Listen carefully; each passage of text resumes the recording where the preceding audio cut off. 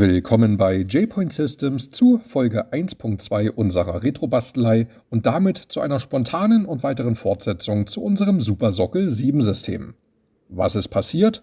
Ich bin über ein paar interessante Offerten in der Bucht gestolpert und dabei in einen kleinen Kaufrausch verfallen. Und nun liegt hier allerhand Hardware herum, die natürlich noch verbaut werden muss. Bevor ich mich an das letzte Projekt wage, habe ich mich dazu entschlossen, vorher noch die bestehenden Systeme glatt zu ziehen und die Zusammenstellungen technisch und zeitlich noch ein bisschen zu perfektionieren, sofern es entsprechendes Optimierungspotenzial gibt und vor allem noch passende Hardware.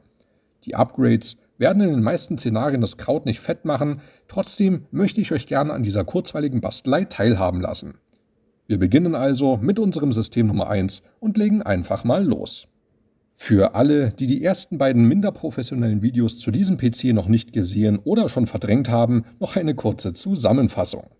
In Folge 1.0 hatten wir einen Pentium MMX mit 200 MHz, einen AMD K6 II mit 400 MHz sowie einen Riva TNT und 64 MB RAM im Einsatz. In Folge 1.1 bzw. in der ersten Fortsetzung wurde das Mainboard durch eine neuere Revision ersetzt. Der AMD K6 II machte Platz für einen leicht getakteten K6 III und der RAM wurde verdoppelt. Zu guter Letzt haben wir noch einen Downgrade durchgeführt und sind mit dem Pentium MMX, einer Riva 128ZX, halbiertem Arbeitsspeicher und Windows 95 ungefähr zurück in das Jahr 1997 gesprungen und haben da noch ein paar Vergleiche gezogen. Im heutigen Video wird die Kiste finalisiert und bekommt ihren allerletzten Feinschliff. Heute machen wir es genau andersrum, starten im Jahr 1997 und gucken, was wir hier so Schönes haben. Das Herzstück für den ersten Akt wird nun ein Pentium MMX mit 233 MHz. Der Prozessor kam Mitte 1997 raus und war Intels Speerspitze für den Sockel 7. Ja, es gab später noch den etwas flotteren Tillamook, allerdings war der nur für Notebooks vorgesehen und nicht für Desktop-Systeme. An dieser Stelle sei erwähnt, dass ich mich bei den ganzen Upgrades jeweils auf das offiziell unterstützte Modell oder Serienmaximum beschränken werde, ohne irgendwelche Basteleien zu veranstalten. Dafür werden wir den Pentium MMX wie die letzten Male auch übertakten und schauen, ob ich dieses Mal vielleicht sogar über den Sweet Spot von 250 MHz hinausgehe. Während die Grafikkarte das letzte Mal aus Gründen der Verfügbarkeit so neu und daher nicht ganz passend war, haben wir nun einen perfekten Gegenspieler, der hier schon länger sein Dasein fristet. Eine Acer Victory Eraser mit Nvidias Riva 128 Chip, 4 MB Speicher und diesmal unbeschnittenem 128-Bit Speicherinterface. Die Karte kam im August 1997 auf den Markt, war mit einer der ersten Karten, die 2D- und 3D-Fähigkeiten auf einem Chip vereinte und passt damit wie Arsch auf Eimer. Denn ich will nicht nur die technische Balance verfeinern und dabei innerhalb der vorgesehenen Jahre bleiben, sondern ich habe mir selbst die Richtlinie auferlegt, dass die Komponenten zeitlich nicht mehr als 3 Monate auseinanderdriften sollen, sodass mein innerer Monk Zufriedenheit verspürt. Das ist allerdings nicht immer möglich, geschweige denn sinnvoll und war damals auch nicht die Regel. Denn mit unserer Diamond Monster 3D liegt bereits der erste Verstoß vor, denn die Karte kam bereits im Oktober 1996 raus und beherbergt neben dem Voodoo Graphics Chipsatz 4 MB Speicher. Für alle, die es nicht wissen, im Gegensatz zur Riva 128 handelt es sich hierbei um eine reine 3D-Beschleunigerkarte, die speziell für Spiele entwickelt wurde und als Gaming-Erweiterung für bestehende Systeme fungierte. Die Karte wurde zusätzlich zur bestehenden 2D-Karte ins System gesteckt, das Bildsignal wurde per Loopkabel durchgeschliffen und sobald es ans Spielen ging, übernahm die 3DFX-Karte die Berechnung. Und was dann folgte, war eine Revolution. Denn die bis dato bekannte Diashow in Klötzchenoptik wich einer seidenweichen, texturgefilterten und äußerst performanten Grafikdarstellung, die den Namen Grafik auch verdient hat. Zwar war eine Kombi aus Riva 128 und Voodoo seinerzeit eher unüblich und machte auf den ersten Blick wenig Sinn, doch warum die Karte bei diesem Setup trotzdem einen Platz verdient, dazu kommen wir später.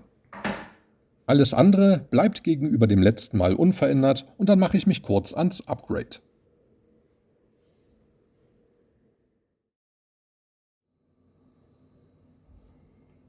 Willkommen im Jahr 1997. Die Hardware ist verbaut, die Treiber sind installiert und dann bewundern wir nun gemeinsam den Start von Windows 95 C.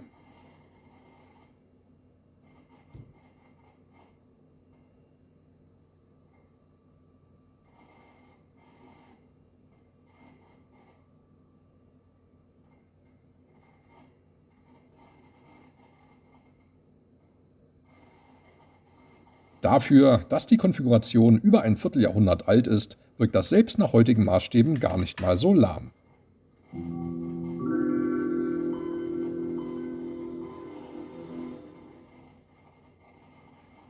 Da es sich bei der heutigen Folge um eine kurze Fortsetzung handelt, straffen wir das Programm und starten direkt mit den Benchmark-Ergebnissen. Ja, ich bin sehr entgegenkommend und serviceorientiert. Wir beginnen, wie die letzten Male auch, mit dem 3D Mark 99 Max und schauen uns schon mal in der Theorie an, was das Upgrade so bringt. Wir erinnern uns an den zweiten Teil aus Folge 1.1 und hatten das letzte Mal mit unserer Nvidia Riva 128ZX einen 3D-Score von 400 Punkten. Das war zwar nicht rekordverdächtig, bewegt sich aber in der typischen Größenordnung für diese Hardware-Kombination. Unsere reguläre Riva 128 mit 128-bittigem Speicherinterface schafft gut 10% mehr und das ist ebenfalls angemessen. Ich habe im Rahmen des Upgrades auch mit den Grafiktreibern herumgespielt und die Herstellertreiber von Elsa nun durch periodengerechte Referenztreiber von Nvidia ersetzt. Jetzt kommt die Version 2.00 zum Einsatz und während sich der 3D-Mark-Score unbeeindruckt zeigt, steigen die Rastermarks von 600 auf 700 Punkte. Die CPU-Marks bleiben wie gehabt, weshalb ich auf die Darstellung verzichte. Bevor wir zu unserer Voodoo-Karte kommen, schauen wir noch geschwind auf einen Vergleichswert, über den ich bei Vogons gestolpert bin. Paart man die Riva 128 mit dem besten Prozessor dieser Zeit, einem Pentium 2 Klamat mit 300 MHz, dann liegt der Score um, 40% zu. Das ist schon ziemlich beeindruckend und zeigt die Überlegenheit der P6-Architektur, wie man sie schon vom Pentium Pro her kannte. Trotz dieser Adaption für den Endkundenmarkt waren die ersten Pentium 2 CPUs sündhaft teuer, weshalb sie im heimischen PC eher die Seltenheit waren. Das änderte sich ein Jahr später mit dem Deschutes, ist aber ein anderes Thema. Die Rastermarks kommen jedoch kaum über 700 Punkte hinaus. Dann werfen wir einen Blick auf unsere Diamond Monster 3D mit Voodoo Graphics und die kredenzt uns mit fast 1300 Punkten beinahe das Dreifache. Die hohe Wertung kommt vor allem durch die Dual-Chip-Architektur zustande, die mit einem separaten Frame-Buffer-Interface sowie einer eigenen Texture-Mapping-Unit eine besonders effiziente 3D-Beschleunigung ermöglicht. Allerdings limitiert genau diese Aufteilung die Polygon-Durchsatzrate erheblich, weshalb wir bei den Rastermarks gerade einmal die Hälfte bzw. 330 Punkte erreichen. Da es sich um einen synthetischen Benchmark handelt, sind die Resultate wie immer mit größter Vorsicht zu genießen. Schauen wir uns dazu noch einen weiteren Vergleichswert an und ich bedanke mich an dieser Stelle vielmals bei Andreas. Der gute Mann hat in den Videokommentaren ein paar Benchmark-Werte dargelassen und die greife ich gerne auf. Andreas hat seiner Diamond Monster einmal einen Pentium MMX mit 200 MHz beiseite gestellt und schaffte mit dem Standardtakt 1000 Punkte, während sein High-End-Setup mit Pentium 2 Klamat mit 300 MHz einen Score von knapp 1700 zaubert und damit ein Drittel mehr erreicht als Icke hier. Damit sehen wir deutlich, wie die Grafikleistung mit dem CPU-Takt skaliert und unser leicht übertakteter Pentium MMX schlägt sich wacker, auch wenn er dem Pentium 2 klar unterlegen ist. Wir erweitern den heutigen Benchmark-Parcours um den Final Reality Benchmark, der Mitte 1997 rauskam und somit perfekt zu unserem System passt. Unserer Nvidia Riva 128 werden mit den Elsa-Treibern knapp 2,8 Reality Marks bescheinigt.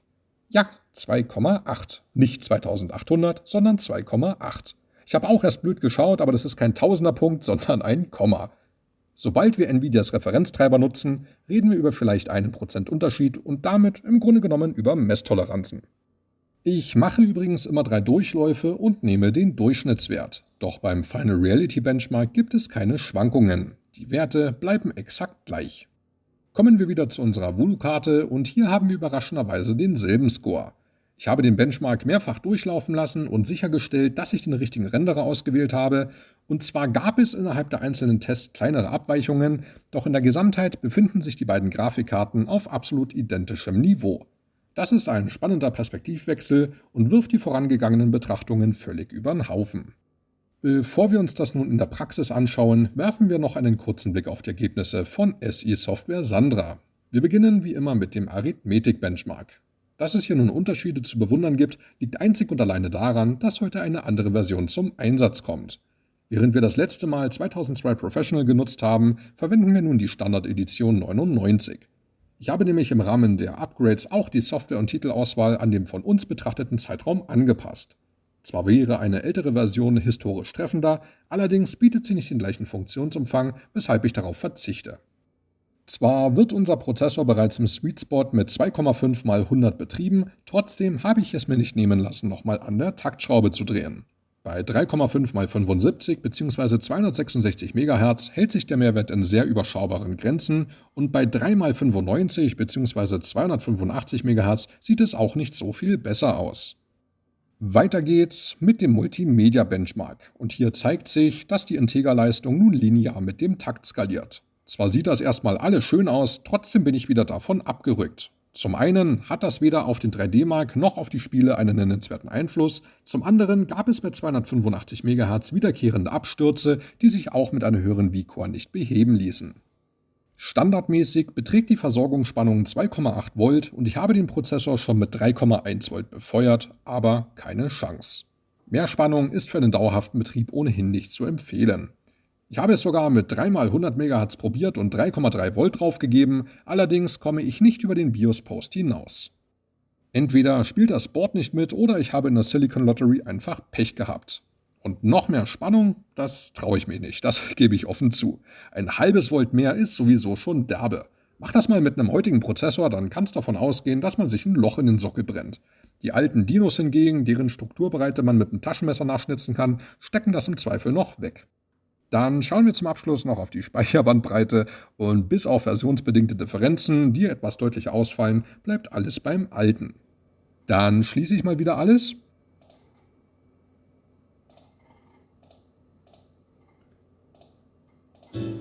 Und komme nun zu den Spieletests. Wir öffnen wieder Fraps und legen erst einmal das Disk-Image ein und starten mit einem Spiel, welches mit zu den ersten gehört, die damals auf unserer Sockel 7 Kiste daheim über den Bildschirm geflimmert sind. Darüber hinaus handelt es sich um einen Titel, der ausschließlich Glide unterstützt und damit stellvertretend die Vorzüge unserer Voodoo-Karte zeigen kann. Aber dazu kommen wir noch.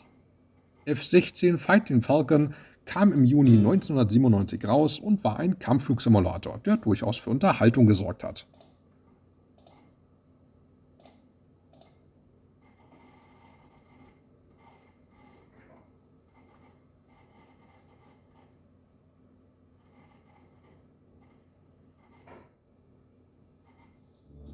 Wir schauen zuerst in die Optionen. Es ist alles aufgedreht, was geht, und dann starten wir einfach mal.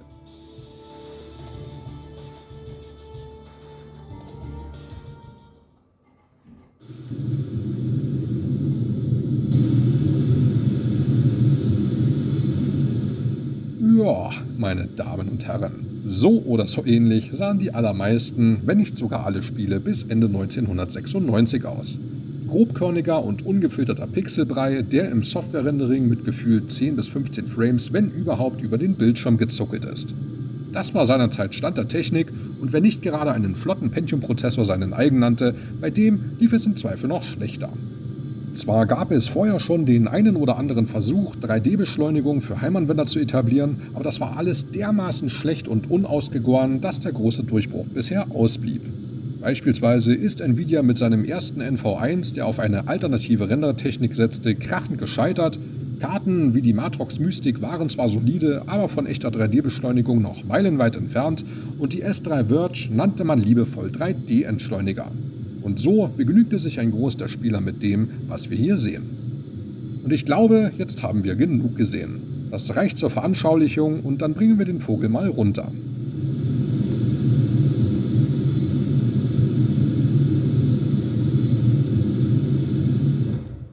Wow, was für Effekte! Wir beenden das mal wieder und schauen uns jetzt an, wie die Spiele mit Aufkommen der Voodoo Graphics nun aussehen konnten, sofern sie 3D-Beschleunigung unterstützt haben. Für unseren Titel muss dazu die bisherige Executable durch eine angepasste Version ersetzt werden. Mit den ersten Voodoo-Karten war es übrigens keine Seltenheit, dass Spiele nachträglich einen 3DFX-Patch erhielten, um die neue und exklusive Glide-API zu nutzen.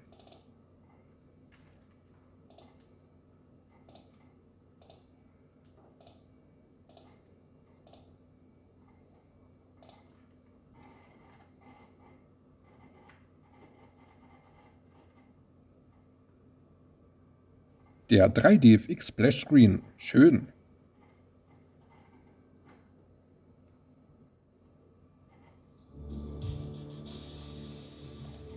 Wir schauen nochmal in die Optionen und hier steht bereits 3D Accelerated Patch und dass alle Einstellungen auf Maximum sind.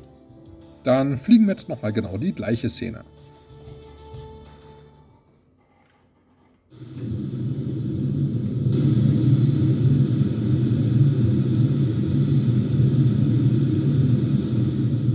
Ja, wie man sieht, ist der Unterschied nun deutlich. Wir haben ein erheblich schöneres Bild sowie eine erkennbar flüssigere Darstellung.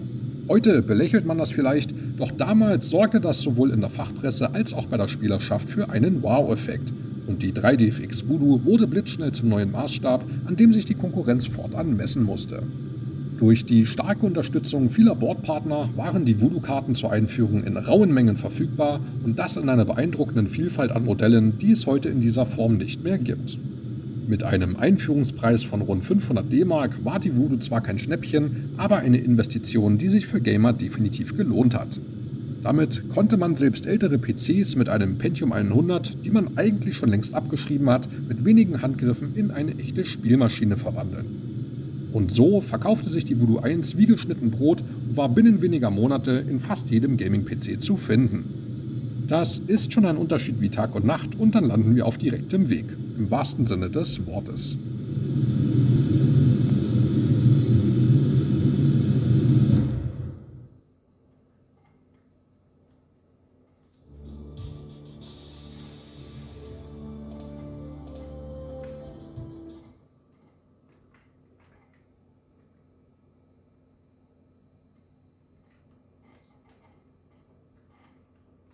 Dann schauen wir uns den nächsten Titel an, der im Oktober 1998 für den PC erschien und schon beim letzten Mal ein Thema war. Bei Need for Speed 3 Hot Pursuit handelt es sich um ein Spiel, welches, ja, wie nennt man das? Multi-Rendering-Support bietet. Ich nenne es jetzt einfach mal so.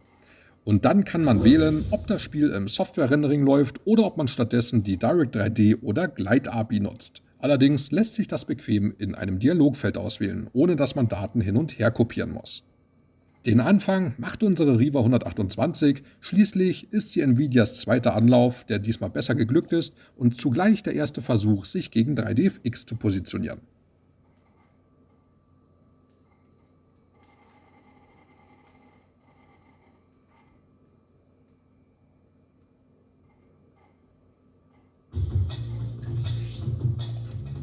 Wir starten ein Einzelrennen mit einem Ferrari Maranello auf der Strecke Hometown und schauen erst einmal wieder in die Optionen. Die Auflösung beträgt, wie zu der Zeit üblich, 640 x 480 in 16 Bit. Alle Details sind voll aufgerissen und dann legen wir mal los.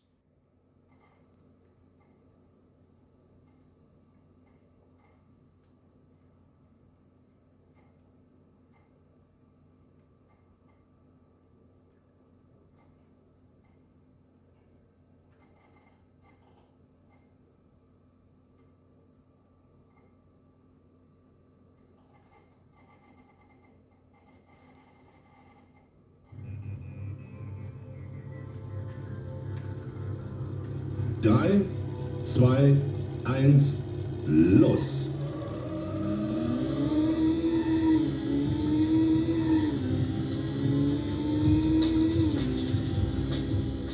Ja, insgesamt sieht das schon mal relativ brauchbar aus und ich bilde mir ein, dass das merklich flotter läuft als mit der Riva 128ZX in Folge 1.1. Nachdem ich die Karte schon länger aus dem System verbannt und wieder veräußert habe, kann ich jetzt nicht mehr gegenprüfen, ob diese Verbesserung nun auf die Grafikkarte oder auf den Referenztreiber zurückzuführen ist. Ich gehe mal davon aus, dass die Wahrheit irgendwo in der Mitte liegt und beides seinen Teil dazu beiträgt. Aus dem Bauch heraus würde ich sagen, dass wir hier über einen Performance-Zuwachs von Pi mal Daumen 20% reden. An dieser Stelle vielleicht noch ein grundsätzliches Wort zu unserer Nvidia-Karte. Die Riva 128 lieferte damals für ca. 400 D-Mark eine gute 2D-Leistung, erstmals brauchbare 3D-Performance und war eine der ersten Vertreter, die den brandneuen AGP-Standard nutzten. Zwar erreichte die Karte in keiner Disziplin absolute Spitzenwerte, war aber ein gelungener Allrounder und setzte sich gegen fast jede andere Grafikkarte durch. Gerade deshalb war sie bei OEMs besonders beliebt, was ihr eine weite Verbreitung bescherte. Doch gegen den mittlerweile etablierten Platzhirsch hatte man in Spielen keine Chance. Trotzdem war es der erste Nadelstich gegen 3DFX.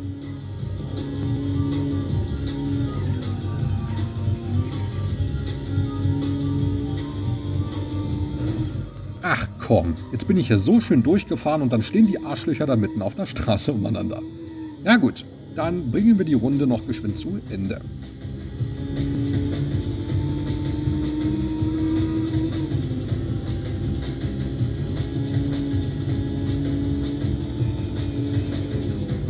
Letzte Runde. Ja, das sah doch schon mal ganz ordentlich aus und dann beenden wir das mal wieder. So, und jetzt das Ganze nochmal, allerdings im 3DFX proprietären Glide-Modus. Dazu gehen wir ins 3D-Setup und wählen unsere Diamond Monster 3D aus.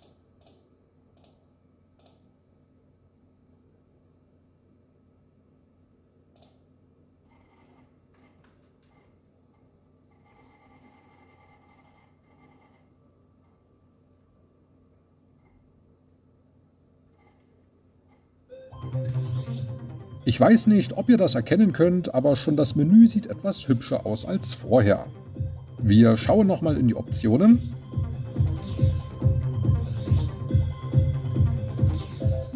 Es ist alles identisch und dann fahren wir nochmal eine Runde.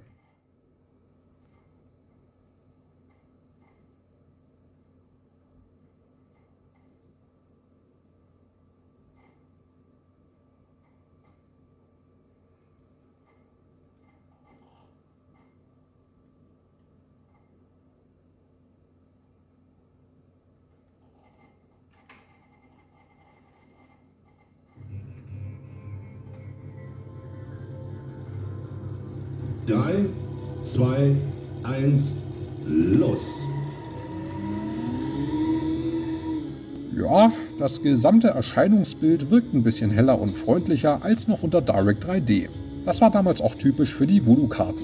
Sie brachten hardwareseitige Gamma-Korrektur, eine abgestimmte Farbpalette und eine optimierte Texturfilterung mit, sowie visuelle Effekte, die unter Direct 3D seinerzeit oft noch nicht funktionierten oder einfach, ja, weniger überzeugend wirken, um nicht zu sagen scheiße aussahen. Hier sehen wir zum Beispiel einen schicken Nebel, der bei der Riva 128 trotz aktivierter Table Fog Emulation komplett ausgeblieben ist. Und wenn man auf die Straße schaut, anstatt zu labern, kollidiert man vielleicht auch nicht mit dem Gegenverkehr. Meine Güte, hier ist aber auch ganz schön was los. Also, wo sind wir stehen geblieben? Wenn wir auf die Straße schauen, dann wirken die Laubtexturen auch nicht mehr so kantig. Ja, und neben diesen ganzen optischen Schmankerln möchte ich behaupten, dass sich das Spiel sogar einen Tick geschmeidiger anfühlt. Einen direkten Frame-Vergleich können wir leider nicht anstellen, da Fraps unter Glide seinen Dienst verweigert, deshalb ist diese Einschätzung eher subjektiv und ohne Gewähr. Denn wenn ich es recht in Erinnerung habe, war Glide je nach Spiel und Konfiguration im Schnitt 15-30% schneller als Direct 3D. Das lag nicht zuletzt daran, dass die API speziell auf die 3DFX-Hardware zugeschnitten war und entsprechend effizient zu Werke ging, weshalb Glide für viele Entwickler die erste Wahl war. Direct 3D ist hingegen eine einheitliche Programmierschnittstelle und ermöglicht eine herstellerunabhängige Entwicklung, war zu der Zeit aber noch relativ jung und etwas schwerfällig. Dann bringen wir auch diese Runde hoffentlich ohne weitere Crashes zu Ende.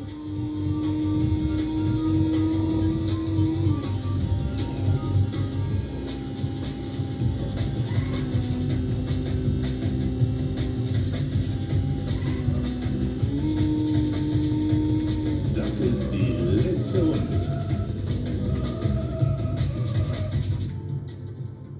Ja, lief doch ganz gut, möchte ich sagen. Und dann geht es wieder zurück auf den Desktop. Dann hätten wir zum Abschluss noch einen weiteren Titel, der nun ausschließlich auf Direct 3D setzt.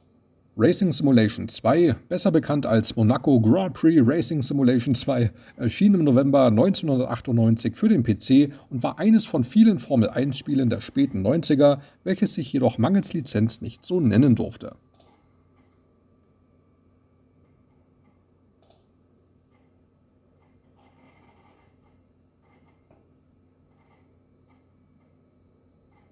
Wir fangen hier erneut mit der Riva 128 an.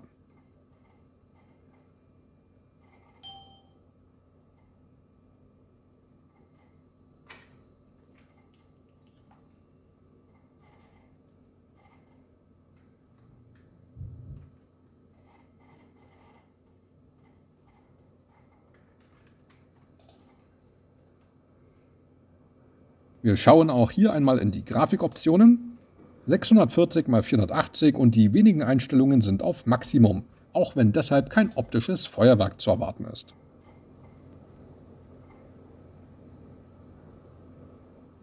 Wählen wir uns noch eine andere Strecke aus.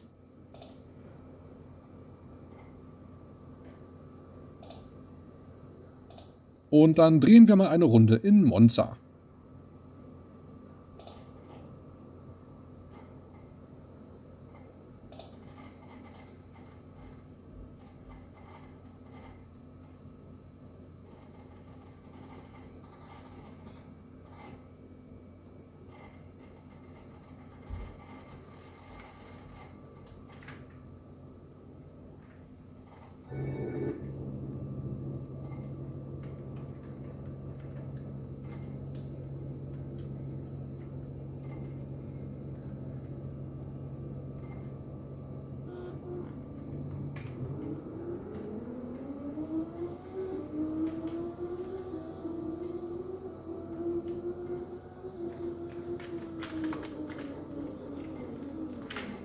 Gelbe Flagge. Insgesamt wirkt das gar nicht mal so geil und läuft mit ca. 15 Frames eher, naja. Doch in Anbetracht der Tatsache, dass zwischen unserem System und dem Titel ein gutes Jahr liegt, ist das noch Tat und Schuld angemessen, auch wenn man dafür eine gewisse masochistische Veranlagung mitbringen muss. Unser moderat übertakteter Pentium MMX kommt hier ein wenig ins Straucheln, denn er muss zum Beispiel nicht nur sämtliche KI-Gegner und die Streckenphysik berechnen, sondern auch noch Grafikoperationen übernehmen, bei denen sich unsere Riva 128 vornehm zurückhält oder schlichtweg überfordert ist. Und in Summe sorgt das im übertragenen Sinne für eine relativ ineffiziente Arbeitsteilung, was man den Frameraten leider ansieht.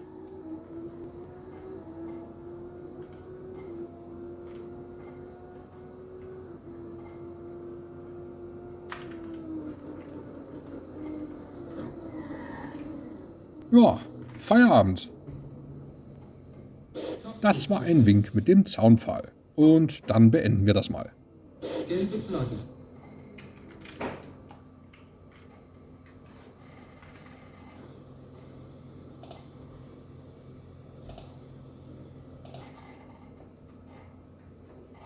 Jetzt wiederholen wir das ganze Spielchen und gucken uns das nochmal mit unserer Diamond Monster 3D an.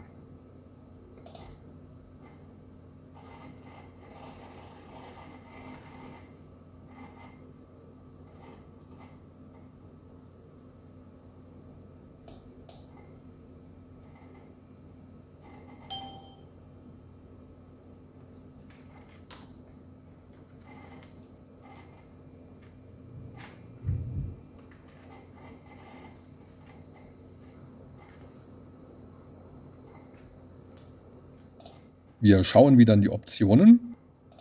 Moment, hier heißt das ja Konfiguration. Es bleibt alles wie gehabt und dann fahren wir nochmal eine Runde.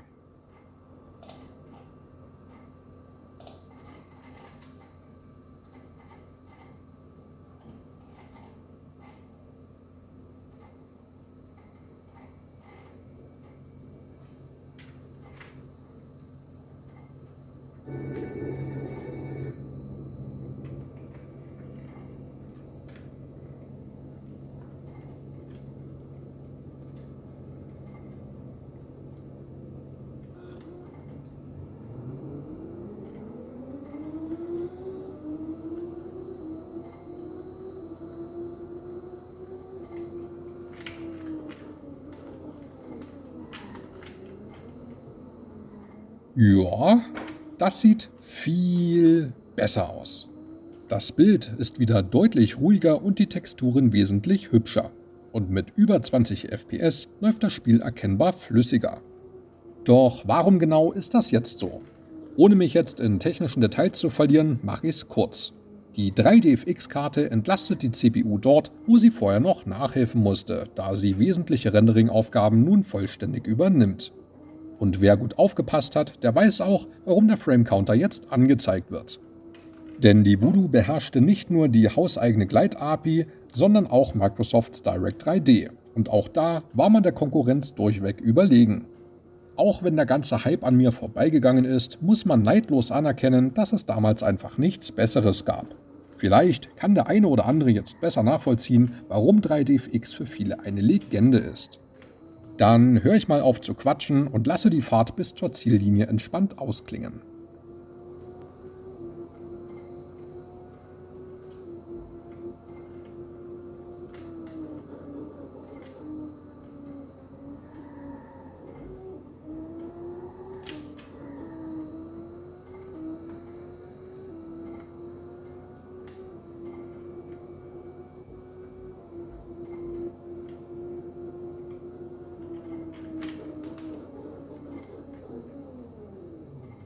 Wir sind unfallfrei durchgekommen und dann gehen wir zurück auf den Desktop.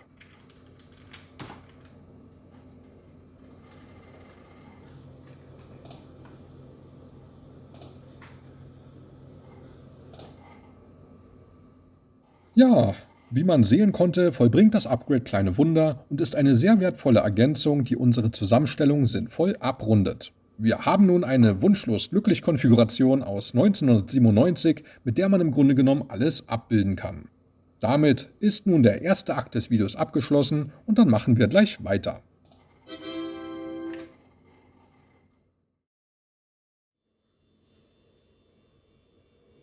Dann kommen wir zum zweiten Akt, greifen dazu die Konfiguration aus der vorangegangenen Fortsetzung auf und springen mit unserem Supersockel 7 System wieder zwischen die Jahre 1998 und 99.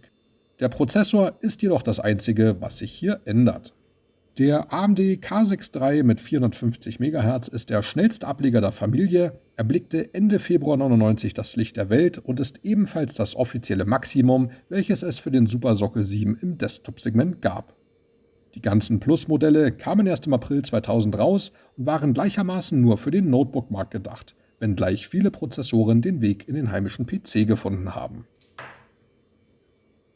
Der Rest bleibt unverändert, auch wenn das meinem ursprünglichen Plan widerspricht und für einen weiteren Regelbruch sorgt. Der Zielkonflikt liegt in unserer Elsa Eraser 2 mit Nvidias Riva TNT-Chip begründet, da die Grafikkarte Anfang Oktober 1998 erschien und damit fast 5 Monate vor unserem Prozessor. Eine zeitlich korrekte Alternative wäre zum Beispiel eine Nvidia Riva TNT 2 oder 3DFX Voodoo 3, allerdings ergebe sich daraus ein weiteres Problem. Der AMD K6 III ist aufgrund der miserablen Fließkomma-Einheit schlichtweg zu lahm, um diese Karten ausreichend zu befeuern. Selbst schnellere und übertaktete Plus-Modelle würden da zum Bottleneck werden und die Grafikkarten hoffnungslos abwürgen. Deshalb opfern wir die zeitliche Harmonie zugunsten des technischen Gleichgewichts und nutzen eine Riva TNT, für die der K6 III gerade so noch akzeptabel ist. Fairerweise muss man dazu sagen, dass diese Kombination eine durchaus beliebte Alternative für alle war, die sich noch nicht so recht von ihrer Supersockel 7 Plattform trennen wollten und auf der Suche nach einem letzten sinnvollen Upgrade waren. Ich habe alternativ noch über eine 3DFX Voodoo 2 nachgedacht, auch wenn die zeitlich noch weniger passt. Allerdings skaliert sie, wie der Vorgänger auch, gut mit langsameren CPUs und scheint auf den ersten Blick die etwas sinnvollere Wahl zu sein. Allerdings habe ich mich nach langem Überlegen dagegen entschieden, doch dazu später mehr. Ja, dann baue ich mal geschwind alles um und dann sehen wir uns gleich wieder.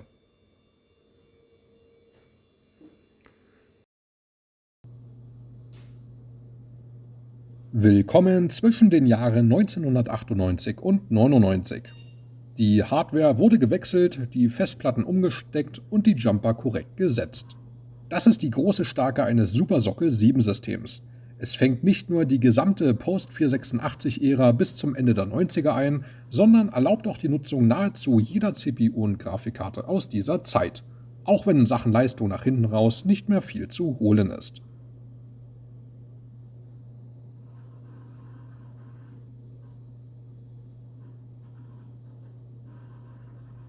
Dann gebe ich auch hier wieder mein Hochsicherheitskennwort ein.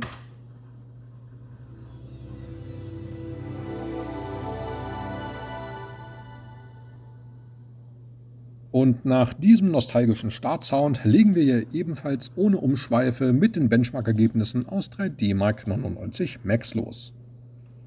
In Teil 1 der vorangegangenen Folge konnten wir mit unserem 400 MHz Modell und der Riva TNT 3000 3D Marks bewundern. Eine solide Leistung, die sich mit anderen Vergleichswerten im Internet deckt. Mit unserem neuen Prozessor legen wir nochmal eine Schippe drauf und kommen auf 3200 Punkte. Das ist vielleicht nicht ganz das, was man sich bei einer Taktsteigerung von 12,5% erhofft, schließlich steigt der CPU-Score um stolze 10% von 6400 auf 7000. Mangels Relevanz verzichte ich hier ebenfalls auf eine gesonderte Darstellung. Wie im ersten Akt auch, habe ich zum Abschluss die Grafiktreiber von Elsa durch Nvidias Referenztreiber in der Version 2.0.8 ersetzt und siehe da, der 3D Mark Score klettert auf knapp 3400, während die Rastermarks von 1150 auf 1350 zulegen, womit wir eine nahezu lineare Skalierung erreichen. Das zeigt ganz eindrucksvoll, was ein simpler Treiberwechsel bewirken kann. Ich hatte ja eingangs erwähnt, dass ich mich nach reiflicher Überlegung gegen eine 3DFX Voodoo 2 entschieden habe und darauf komme ich nachher noch zurück. Dennoch möchte ich geschwind einen Vergleichswert zeigen, den ich ebenfalls bei Vogons gefunden habe. Der Voodoo 2 werden in Verbindung mit einem 400 MHz schnellen K6 III gerade einmal 2500 Punkte bescheinigt und bleibt damit deutlich hinter der Riva TNT. Natürlich muss man die Zahlen jetzt nicht auf die Goldwaage legen, doch sie bieten eine grobe Orientierung und bewegen sich im Bereich dessen, was man sonst so im Netz findet. Kommen wir noch zur Riva TNT 2, auf die ich ankündigungsgemäß verzichte, aber natürlich habe ich es mir nicht nehmen lassen, sie trotzdem einmal durch die Benchmarks zu jagen. Beinahe 3700 Zähler sehen zwar toll aus, allerdings wird hier unser K6 III unweigerlich zum Bremsklotz. Grundsätzlich ließe sich mit Overclocking noch ein bisschen was rauskitzeln, aber das ist mit unserem Prozessor fast ein Ding der Unmöglichkeit. Ich habe es mit moderaten 5x100 MHz probiert und bin dafür sogar von 2,4 auf 2,6 Volt gegangen, aber mehr als booten war da nicht drin. Sobald ich eine Anwendung gestartet habe, hat sich die Kiste direkt verabschiedet. Der Sharptooth ist leider alles andere als taktfreudig und läuft bereits von Haus aus nah an der Kotzgrenze. Aber auch so hat unsere Supersockel 7 Plattform ihr Limit so gut wie erreicht. Ich habe mich nämlich nochmal durchs World Wide Web gewühlt und allerhand Zahlenmaterial gefunden. Da sich ein bestimmter Wert wie ein roter Faden durch sämtliche Netzfunde zieht, möchte ich mich an dieser Stelle auf eine beispielhafte Referenz beschränken. Selbst wenn man unseren K6 III mit einem Schlachtschiff wie der Radeon 9800 paart, ist bei ca. 3600 3D Mark Schluss und das gilt ebenso für die GeForce 2, GeForce 4 und Konsorten. Klar, wenn das Board mitspielt, greift man zur Plus-Variante und drückt sie auf 600 MHz, aber damit reißt man auch keine Bäume mehr aus. Die Messlatte verschiebt sich auf ca. 4300 Punkte und dann ist endgültig Schicht im Schacht. Und genau deshalb ist die Riva TNT eine gute Wahl für diese Zusammenstellung. Wir machen weiter und schauen uns auch hier nochmal den Final Reality Benchmark an. Unsere Riva TNT erreicht mit den Elsa-Treibern 3,7 Reality Marks. Mit Nvidias Referenztreiber kommen wir auf knapp 3,8 Punkte und das sind schon mal mindestens 2% mehr. Jetzt muss man dazu sagen, dass der Final Reality Benchmark mehr eine stilisierte Systemdemo als ein echter Direct 3D Benchmark ist und entsprechend kaum bis gar nicht auf Treiberänderungen reagiert. Auch die TNT 2 musste sich diesen Test gefallen lassen und schaffte fast 4 Reality Marks, bleibt hier aber ebenfalls hinter ihren Möglichkeiten zurück. So, die 3 treuen Zuschauer unter euch ahnen es bereits. Wir schauen wieder kurz auf die Ergebnisse von SE Software Sandra. Nachdem wir im ersten Akt mit der Standard-Edition 99 gearbeitet haben, setzen wir diesmal wieder auf 2002 Professional, um etwaige Verzerrungen zur letzten Folge zu vermeiden. Wir beginnen mit dem Arithmetik-Benchmark und hier skalieren Takt und Leistung im Gleichschritt. Beim Multimedia-Benchmark ist es genau das gleiche Spiel, die 50 MHz mehr werden 1:1 umgesetzt. Zum Abschluss blicken wir wieder auf die Speicherbandbreite und bis auf Messtoleranzen bleibt alles wie gehabt. Dann darf man jetzt gespannt sein, ob die Spiele im gleichen Maße davon profitieren. Dann klicke ich das hier alles mal weg und dann beginnen wir mit den Spieletests.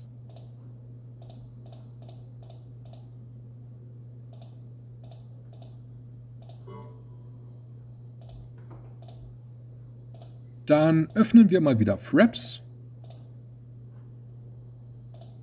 und starten nochmal mit Need for Speed 3 Hot Pursuit, um einen direkten Vergleich zur vorherigen Combo zu ziehen.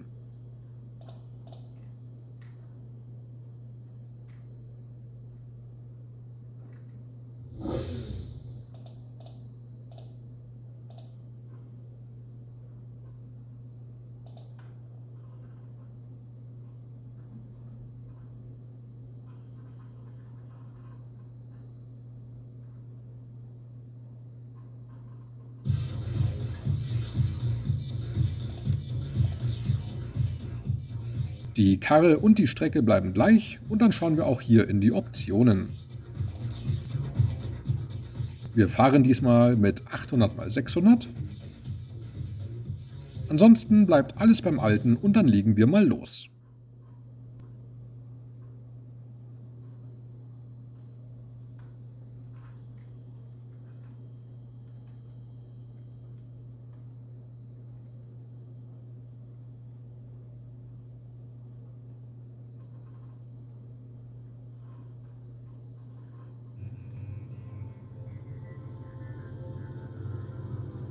Drei, zwei, eins, los!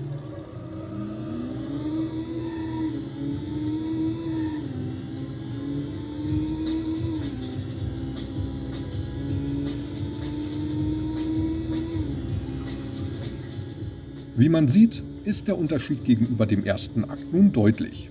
Wir erreichen trotz gestiegener Auflösung eine höhere Framerate und bewegen uns jetzt grafisch auf ähnlich hohem Niveau wie mit der Voodoo-Karte. Auch wenn so mancher Effekt wie beispielsweise der Nebel, den wir hier vorher noch bewundern konnten, fehlt. Das liegt allerdings daran, dass der Titel, wie viele andere Spiele bis dahin auch, primär auf Glide optimiert wurde. Doch dazu später mehr. Warum hier übrigens der Mauszeiger mitfährt, weiß ich nicht. Das ist erst seit dem neuen Grafiktreiber so und ich habe offen gestanden keine Ahnung, warum das so ist. Ich habe vor der Aufnahme nochmal alles gecheckt, an den Einstellungen rumgespielt und alles mögliche ausprobiert, krieg das derweil aber nicht gelöst. Das ist jetzt kein Weltuntergang, aber schon ein bisschen nervig. Wenn jemand von euch eine Idee dazu hat, lasst es mich bitte wissen. Und solange fahre ich damit jetzt bis zur Ziellinie rum.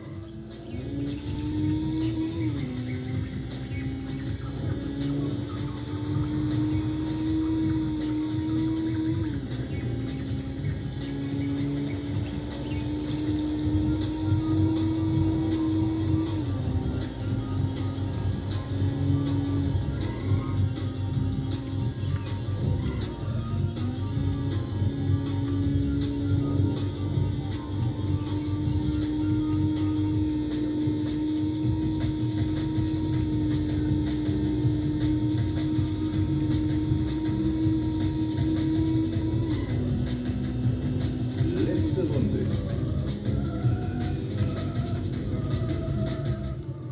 Das Spiel läuft jedenfalls einwandfrei und dann geht es wieder zurück zu Windows.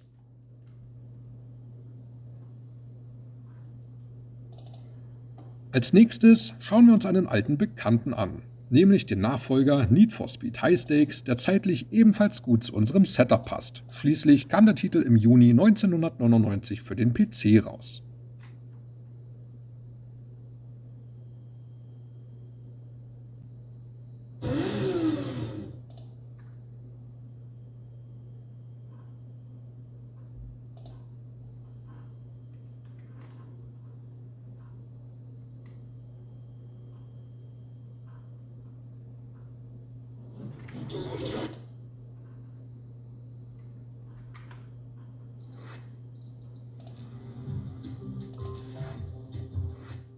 Das Auto und die Strecke sind wieder dieselben und dann folgt der obligatorische Blick in die Optionen. Die Auflösung beträgt wieder 800x600 und alle Regler sind auf Anschlag.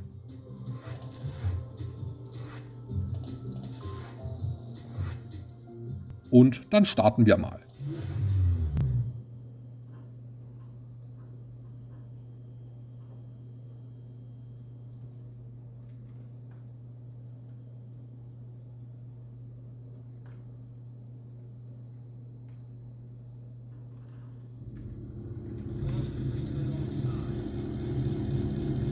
Drei, zwei, eins, los! Ja, Das sieht richtig gut aus. Und dann kommen wir mal kurz dazu, warum hier eigentlich keine Voodoo 2 zum Einsatz kommt, obwohl sie zum Erscheinungszeitpunkt im Februar 1998 ein Meisterwerk war und die Stärken des Vorgängers konsequent fortsetzte. Denn die Performance wurde verdoppelt, die Texturdarstellung verbessert und mit der Möglichkeit, jetzt 2 Karten im SLI-Modus zu betreiben, setzte man dem Ganzen die Krone auf. 3DFX erreichte einen Marktanteil von gut 80% und blieb unangefochtener König. Doch der Wind begann sich zu drehen. Direct 3D zündete im Sommer 1998 mit DirectX 6 die nächste Evolutionsstufe und fast zeitgleich schickte Nvidia die Riva TNT ins Rennen. Zwar war die Voodoo 2 im Gleitmodus immer noch das Nonplusultra, doch unter Direct 3D lief die Riva TNT ihr den Rang ab und kam selbst einem SLI-Gespann gefährlich nahe. Zudem lieferte der Neuling erstmals eine bessere Bildqualität, bot höhere Auflösungen und das alles zu einem konkurrenzfähigen Preis, wodurch sie sich schnell als leistungsstarke Alternative verbreitete. Doch nicht nur Fachpresse und Spielerschaft waren begeistert, auch die Entwickler nahmen Nvidias neue Wunderwaffe wohlwollend zur Kenntnis und begannen, ihre Spiele zunehmend auf Direct 3D zu optimieren, weshalb wir nun Effekte gesehen haben, die beim Vorgänger noch exklusiv Glide vorbehalten waren. Während die Riva 128 noch ein Nadelstich gegen 3DFX war, erwies sich die Riva TNT retrospektiv als erster Sargnagel. Und nach dieser kurzen Einordnung geht es wieder zurück auf den Desktop.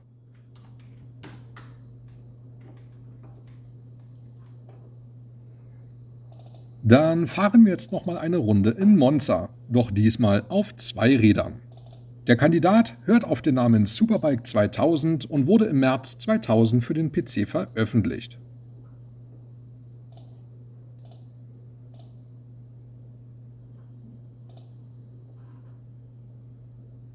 EA Sports. It's in the game. Herrlich dieses Intro. Das waren noch Zeiten, als man bei Electronic Arts für sein Geld ein ganzes Spiel bekam.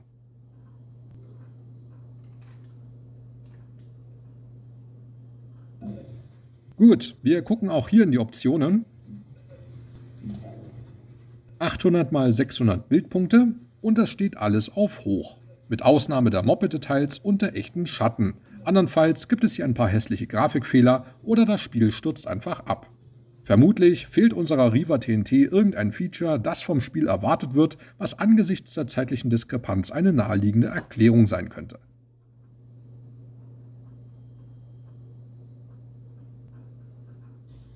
So, dann legen wir einfach mal los.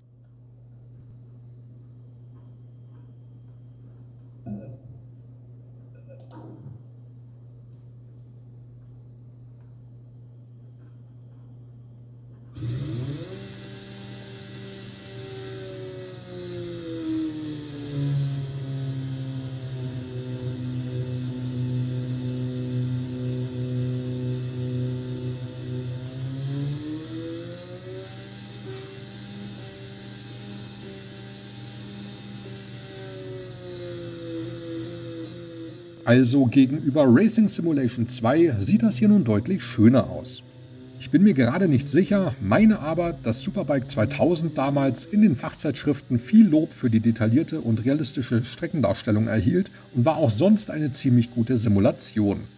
Außerdem lief der Titel dank moderater Systemanforderungen auch auf älteren PCs relativ geschmeidig und so haben wir hier selbst auf unserem betagten Haufen locker 40, teilweise 50 Frames.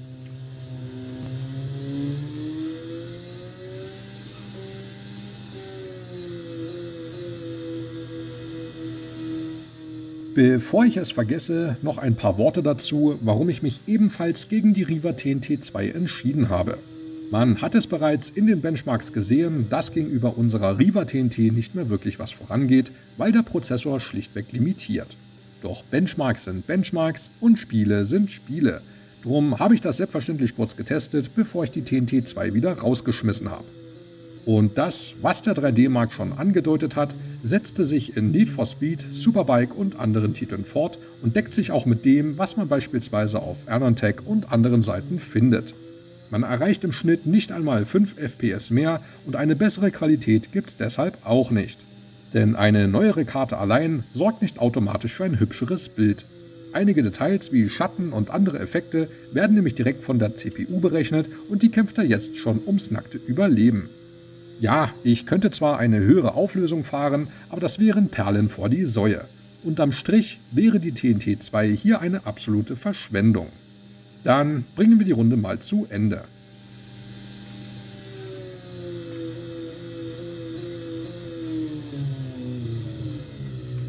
Ja, läuft. Und dann beenden wir das mal wieder.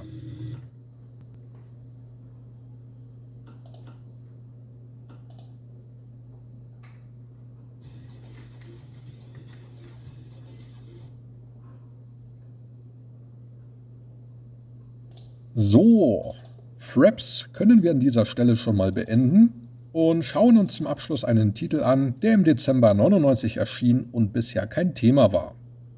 Quake 3 Arena.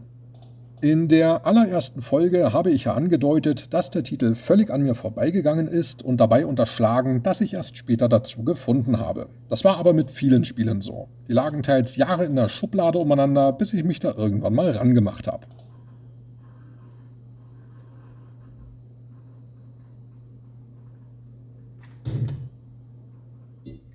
Wir schauen auch hier in die Optionen. Die Auflösung beträgt 800 x 600, die Geometriedetails sind auf Hoch und der Rest bleibt auf Standard. Statt jetzt einfach nur die schnöde Time-Demo runterzuspulen, springen wir direkt ins erste Level und schauen mal kurz, wie es wirklich läuft. Ein Frag-Limit von 5? Na, das sollte ich noch hinbekommen.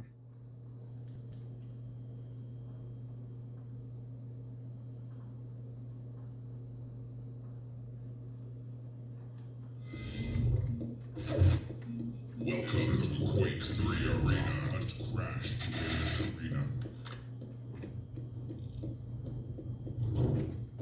Na, wo ist er denn? Ah, da. You have taken the lead. Ja, das ist schon eine Weile her, dass ich das letzte Mal Quake gespielt habe.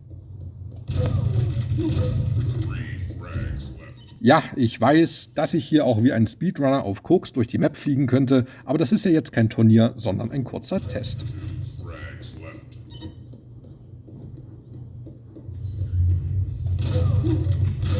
1 frag left. In Sachen Performance gibt's jedenfalls keinen Grund zur Beanstandung. Die Bildrate schwankt ein wenig, je nach Szene, und pendelt sich bei rund 30 Frames ein. Und das ist für unser Setup völlig im Rahmen.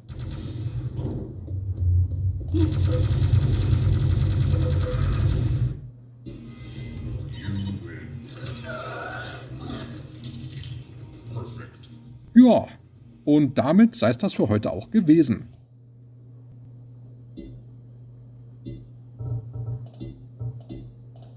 Damit sind wir am Ende des zweiten Akts angekommen und ich hatte trotz aller Erwartbarkeit meine Freude an diesem kleinen, aber feinen Upgrade. Wir haben nun eine ausgewogene Mittelklasse-Kiste von Anfang 99, wie sie damals in ähnlicher Form in vielen Wohnzimmern leise vor sich hinschnurrte. Und die macht ihren Job richtig gut. Nun ist unser Super Sockel 7 System wirklich gut so wie es ist und jetzt kann ich das Kapitel nach 3 Videos endgültig schließen. Versprochen. Ich bedanke mich vielmals fürs Zuschauen und ja, bis zum nächsten Mal.